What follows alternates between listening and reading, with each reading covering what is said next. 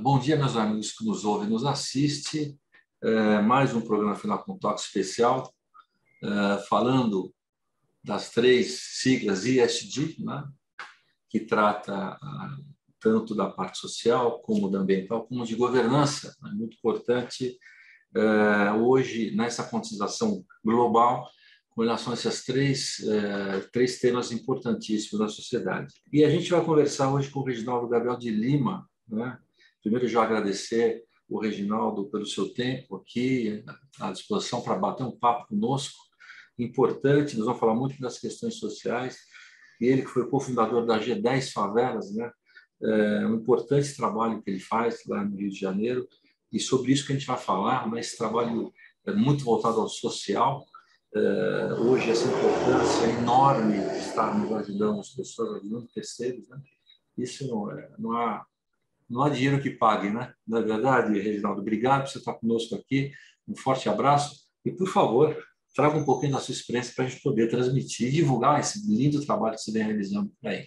Então, presidente Sérgio, reitero aqui mais uma vez a satisfação e a honra de estar com você e de estar no ambiente desse bioma institucional que é a FENACOM, que nasce com uma missão absurdamente importante para a sociedade brasileira, uma vez que traz o conjunto interdependente de empresas e instituições que fazem a governança do nosso país, alcançando diversos pilares e patamares da sociedade.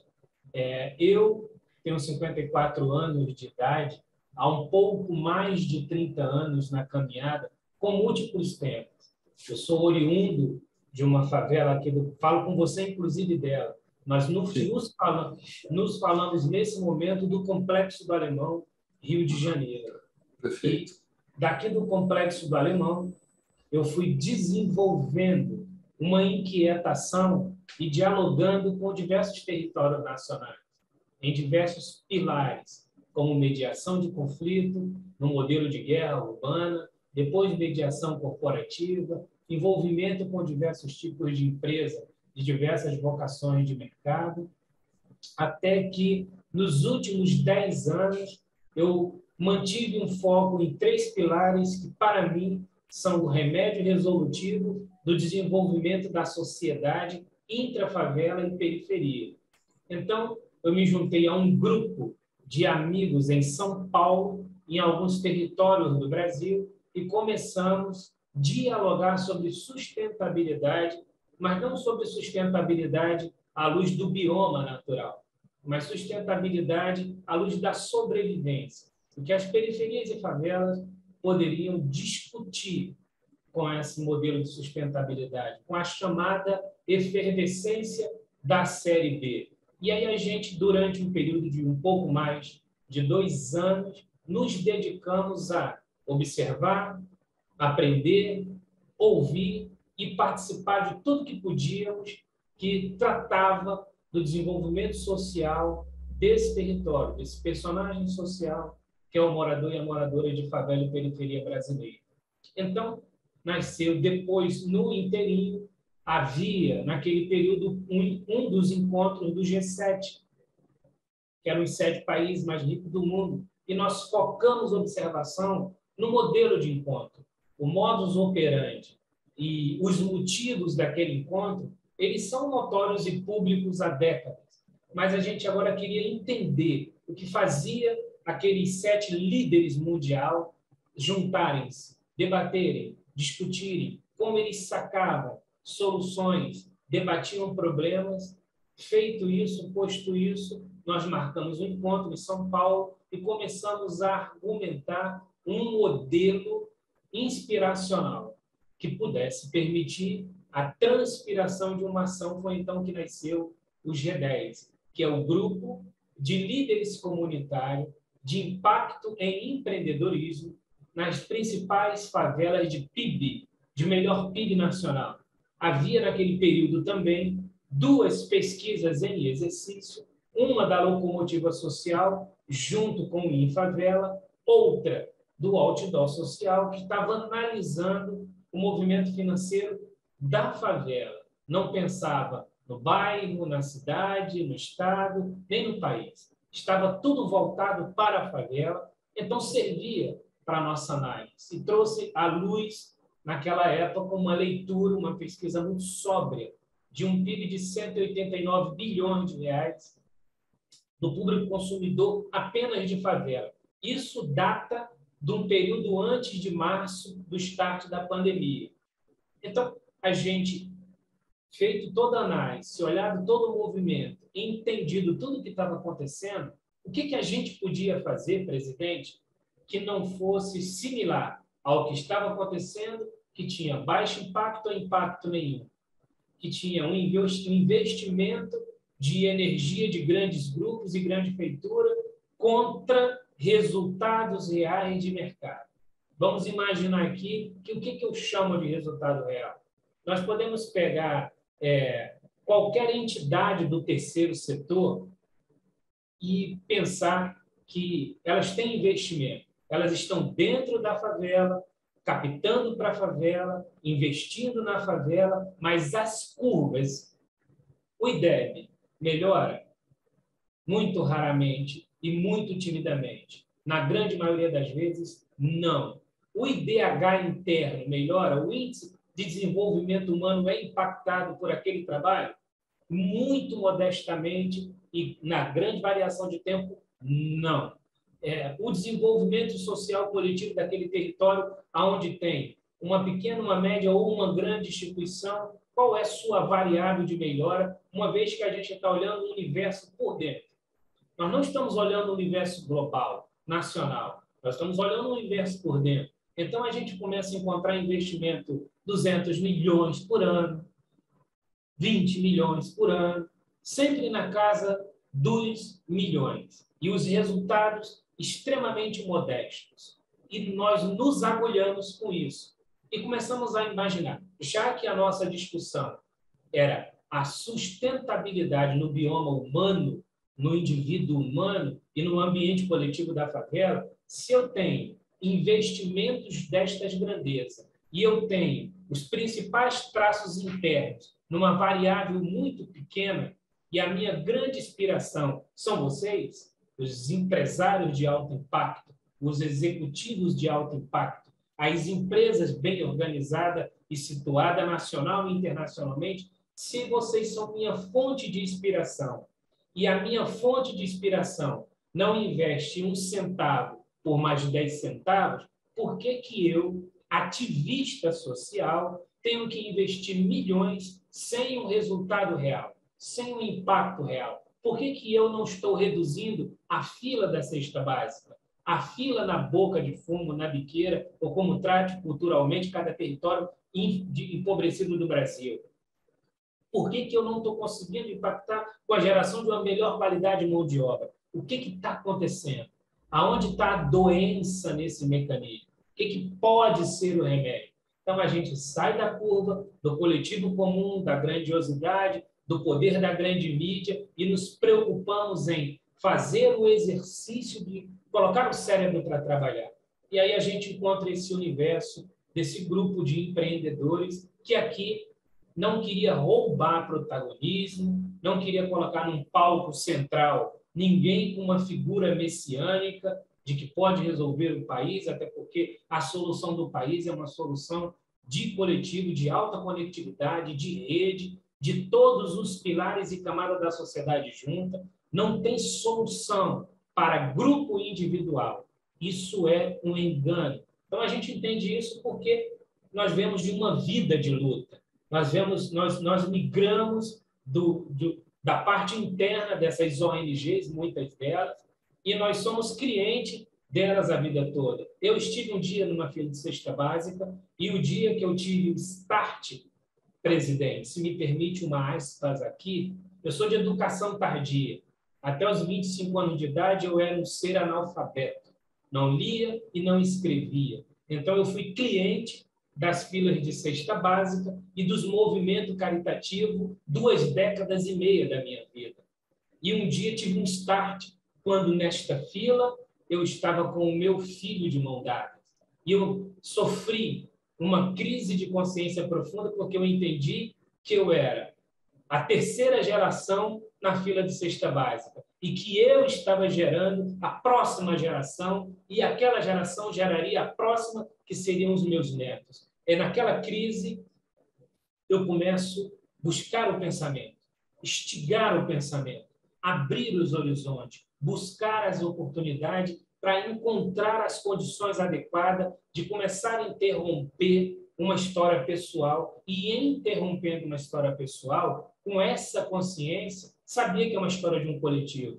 Novamente, não é uma solução nacional, mas é uma solução de possibilidade de escala e que pode ser realizada por outro ou por outros, uma vez que seja desejado.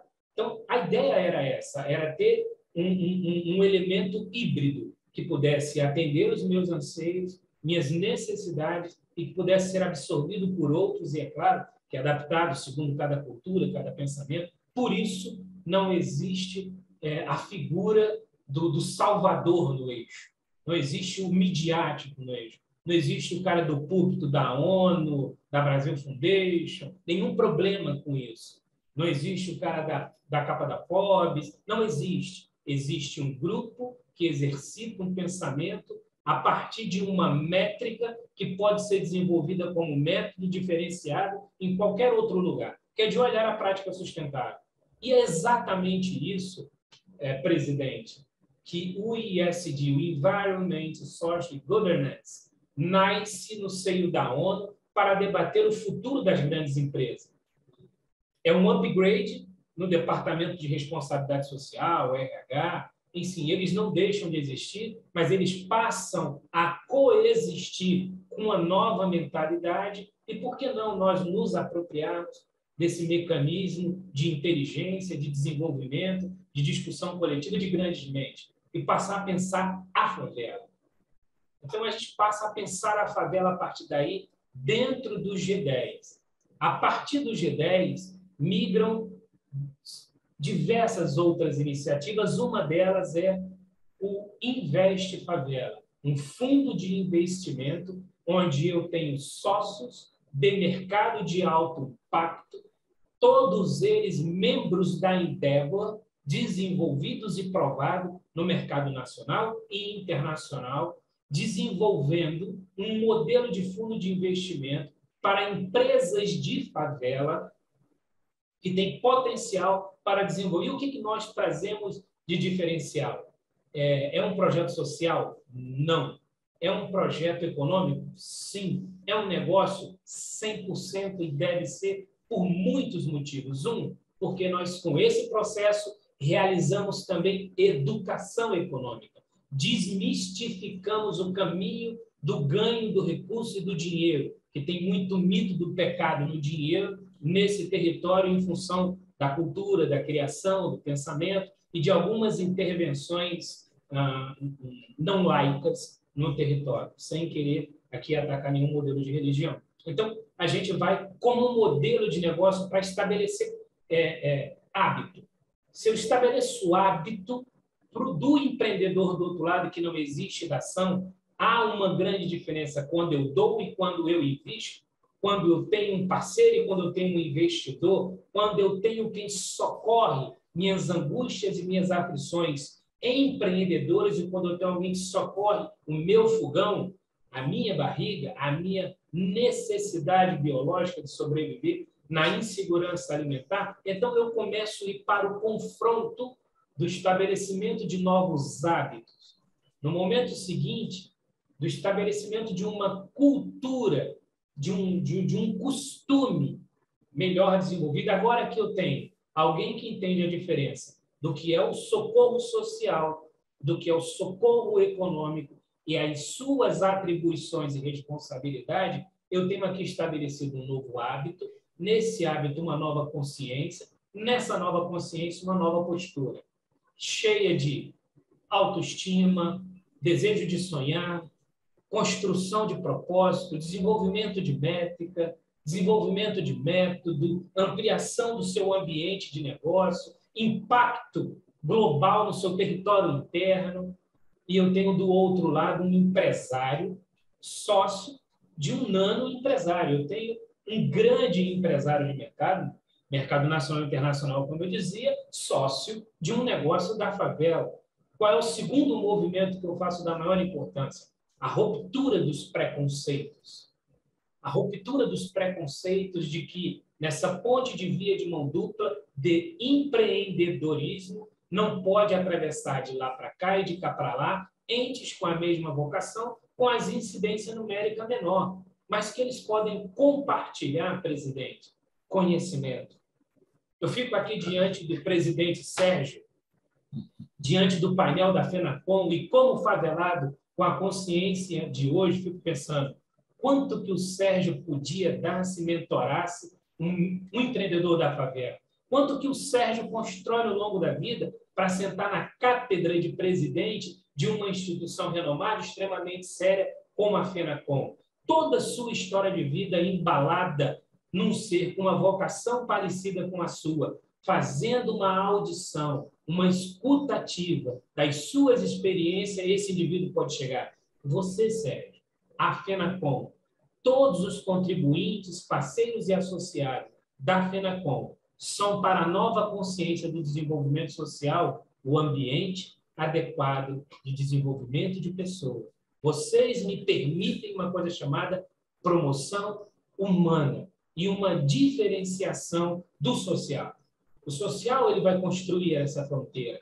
E, por isso, o salto analítico, o investimento de tempo, a observação crítica no G10, a constituição de modelos de negócio, o não aprisionamento num indivíduo, né? A não potência midiática concentrada num único canal, se eu quero distribuir, se eu quero gerar escala e resolver, ser o remédio de um problema social crônico da nossa sociedade, eu não posso ser detentor, eu não posso ter nem monopólio, nem oligopólio de uma métrica de solução.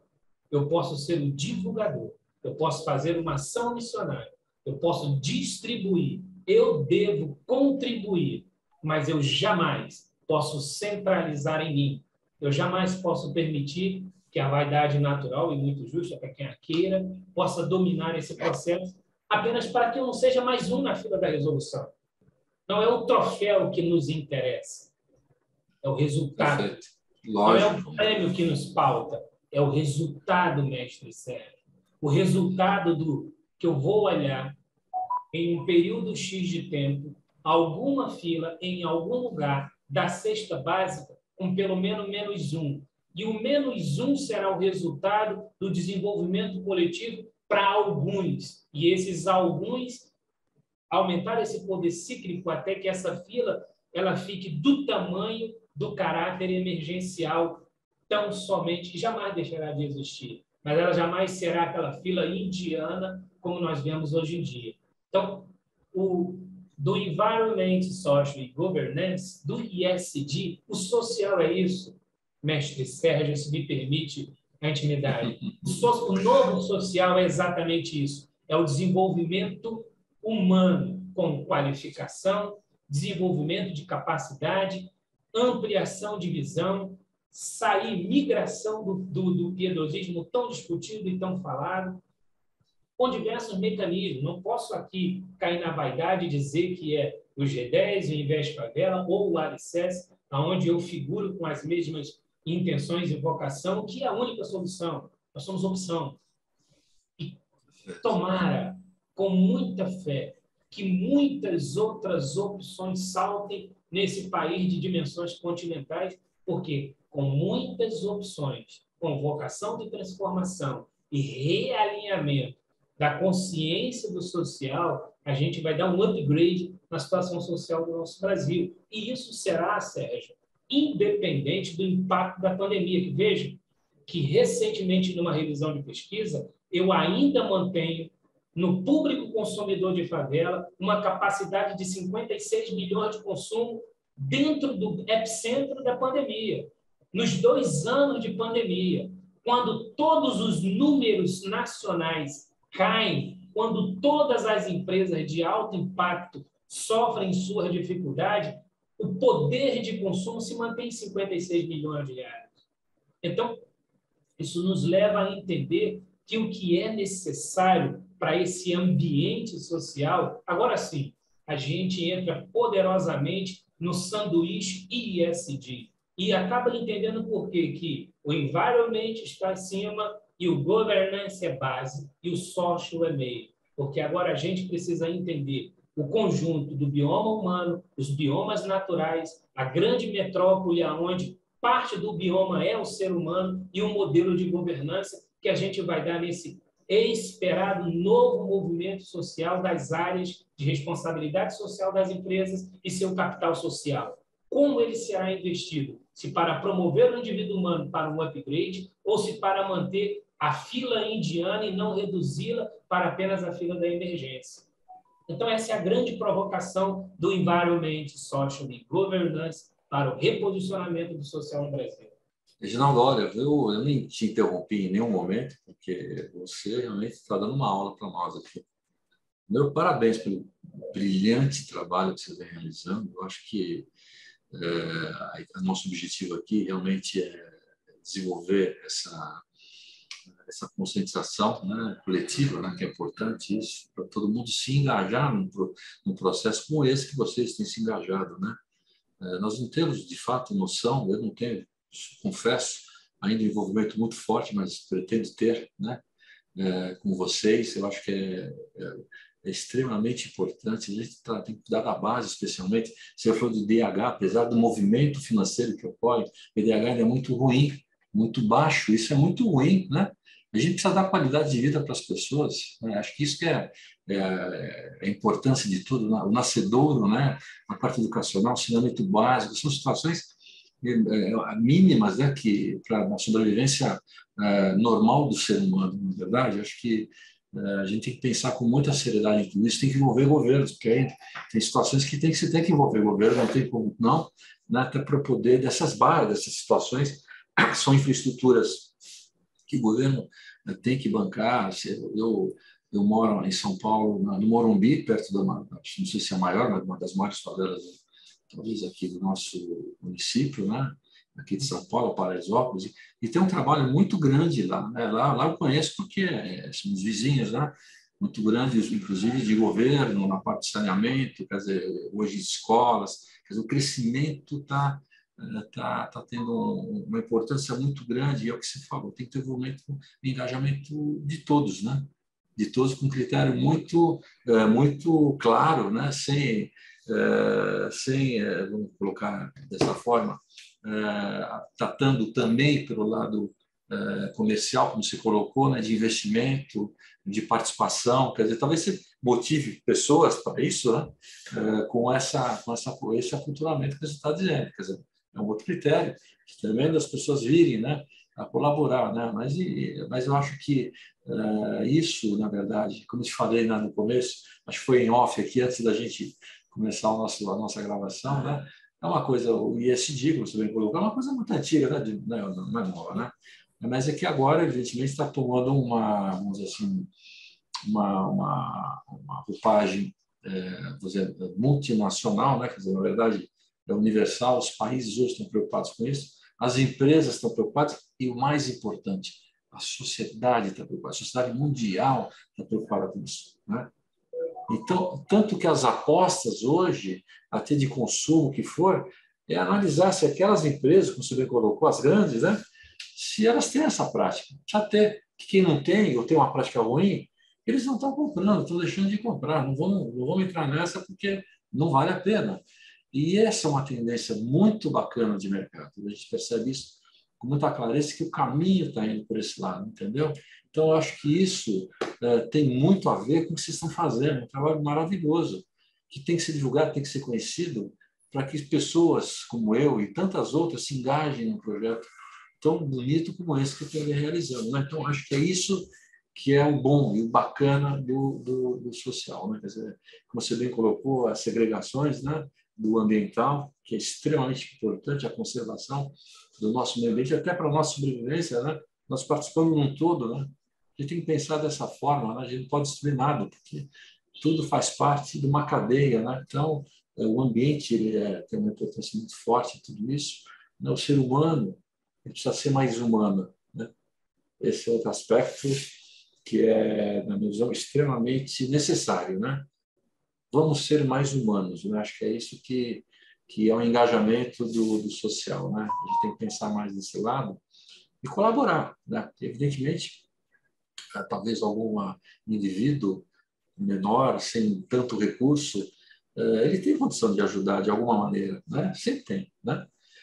Assim como gigantes, as pessoas de poderes, com mais riqueza, que podem ajudar com outro critério mais financeiro, ajudar em outras questões, mas essa união ela tem que ser realizada aí quanto antes e de forma mais efetiva e mais forte, para que haja um engajamento social, porque no fundo somos todos irmãos, né? Então acho que é isso que é a questão e a importância é essa. Então, eu queria ainda nessa linha, né, que você me dissesse, né? Você falou em as 10 maiores favelas por PIB, né?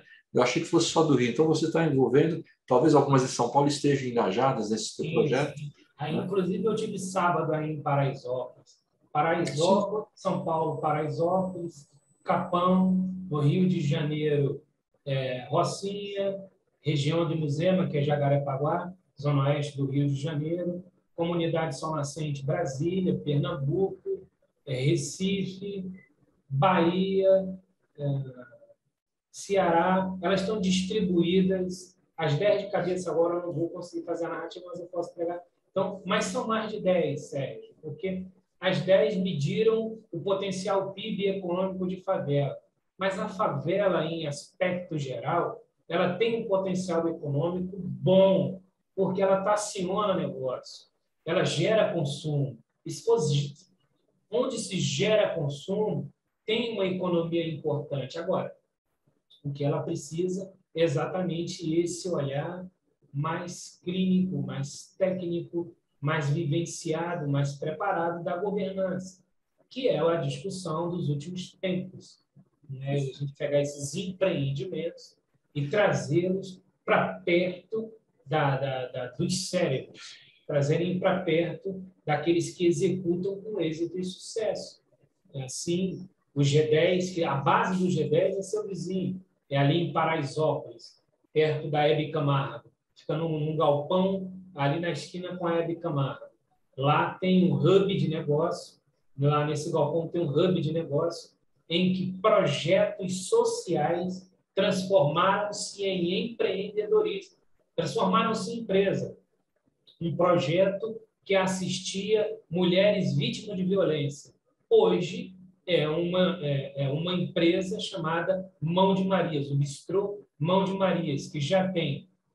Mão de Marias está presente em Paraisópolis, em Minas Gerais, está em processo de abertura em Pernambuco e no Rio de Janeiro. E era um projeto social que cuidava e tratava de mulheres vítimas de violência e mães solos. Tem o Emprega Paraisópolis, que era uma mesinha na união de moradores que recebia currículo e distribuía para as empresas próximas. Transformou-se num modelo de RH. Hoje o Emprega Paraisópolis ele é estruturado com tudo que tem o RH de uma companhia e não faz mais apenas a coleta do currículo, faz a interface entre empresa, inclusive treinando funcionário de acordo com a mão de obra necessitada, que era só uma mesinha de entrega de documento. Hoje é o Emprega Paraisópolis, que é esse modelo de RH, que foi inclusive considerado pelo próprio LinkedIn como o LinkedIn da favela. Tem também o Costurando Sonhos. O Costurando Sonhos era um grupo de mulheres sem perspectiva, presa na economia apenas do provedor da casa e sofrendo todas as variáveis, inclusive hoje, parabéns para todas as mulheres do Brasil, sofrendo todas as variáveis que uma mulher sofre na mão de um homem em devaneio e desequilíbrio emocional e social, que leva muitas mulheres ao sofrimento. O Costurando Sonhos hoje é uma empresa que atende outras grandes empresas, ANEEL, Banco Santander, CIA, então virou uma empresa. Ambos eram projetos sociais. Tem também a Brasil 2000, que era um lugar onde montava a cesta básica para nutrir a fila de cesta básica. Hoje é uma empresa que produz cesta básica. Então, veja, presidente, impressionante que trabalho. Uma capacidade de você pegar o social e fazê-lo mudar, fazê-lo transformar, né? Inclusive, se você faz isso, se o mercado privado exige impacto e resultado do investimento social feito, ele conduz, não obriga, ele conduz aquela fonte investida a fazer essa virada de chave e abre espaço para que outro venha e abre. E aí você imagina que vira um ciclo extremamente produtivo, diferente. Virtuoso, é verdade. Diferente da empresa usar as suas renúncias, usar o seu dinheiro livre, simplesmente dar porque se apiedou de um processo, mas porque trouxe um processo para dentro, construiu um plano de ação com ele, exigiu que ele se profissionalizasse, desse as devolutivas adequadas para que ele pudesse crescer e abrir espaço para o próximo. É assim, presidente, que a gente vai reduzir a fila. A analogia, a redução da fila, ela vai se enquadrar numa série de elementos do mundo social. Então, é isso que o G10 vai fazendo, que o Invest Favela vai fazendo, que o Alicerce Educação vai fazendo, que está nessa embalagem, exatamente fazer esse trabalho social e chegar na fronteira em que o social ele diverge, ele sofre o seu crescimento. Então, no momento em que você não realiza mais a ação da dação, mas você pode realizar a ação do investimento, ele deixa de ser o social do sofrimento. Ele não é mais o looping. Não existe o looping. Sofre e sofre de novo, e aí a gente vai vendo instituições que se profissionalizam em renovar o estoque humano e não quer que aquele estoque baixe, que aquele estoque representa um modelo de economia de sobrevivência hoje e até para muitos, muito importante, que tem muitas instituições tracionando bilhões, tracionam mais do que muitas empresas do mercado. Então, é privado, né? Isso. Eu acho que essa integração ela é extremamente importante, né? Você citou empresas grandes, né? Que estão, evidente, elas estão mais linkadas nesse processo todo, mas acho que é importante levar para as empresas, para as pequenas, enfim, começar a enraizar na sociedade como um todo esse tipo de trabalho tão bonito dessas empresas já criadas, por exemplo, né? Então, através de suas divulgações, o processo, né? Enfim, eu acho que isso é muito importante. E a gente está aqui para colaborar de alguma maneira, né? Não só na questão da governança, que é um trabalho que a gente atua já de longa data, mas, enfim, na divulgação desses processos para integrar e interagir com a sociedade como um todo. Acho que isso é extremamente importante. Então, nem sei se tem um canal, deve ter, evidentemente, de divulgação nisso. Eu faço questão que você coloque aqui nesse bate-papo aqui, esses canais que a gente possa poder acessar e interagir com mais critério, acho que a sociedade como um todo, né? O pequeno empresário, o médio empresário, né? Não pensando só nas grandes, porque aí você envolve, de fato, a conhecimento, a conscientização e o trabalho de muita gente hoje faz muita coisa bacana e que pode estar interagindo até negocialmente, porque não? Acho que essa é a questão, e essa é a importância que você está colocando, e é uma realidade, e a gente acha que isso é factível de se acontecer. Então, por favor, o nosso programa ele é de meia hora, ele está, infelizmente, quando a conversa é gostosa, ela passa rápido, está acabando, mas eu gostaria que você primeiro fizesse colocasse as questões de endereços, tal, que a gente pudesse acessar, para poder divulgar mais aqui, e já fica o nosso compromisso de fazer várias lives com você aqui, trazendo assuntos talvez específicos desses projetos de vocês, que eu acho que é muito bacana a gente estar divulgando, e as suas últimas considerações, um bate-papo, uma conversa tão agradável, tão gostosa que foi essa com você, Reginaldo. Então, presidente, nós estamos em todas as plataformas, pode nos procurar lá como Invest Favela, G10 Favela e Alicerce Educação.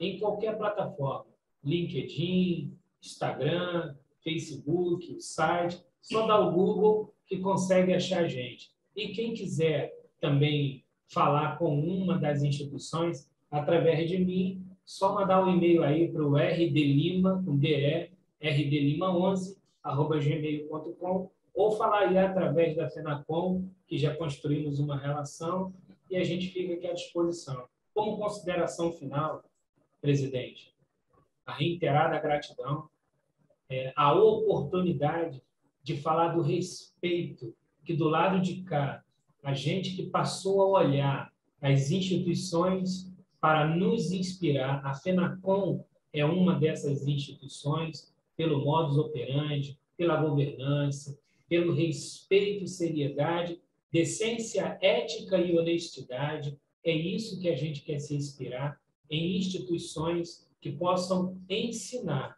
mas também trazer valores, para que a gente possa levar conhecimento e valores, e construir um propósito sólido, seguro e sustentável.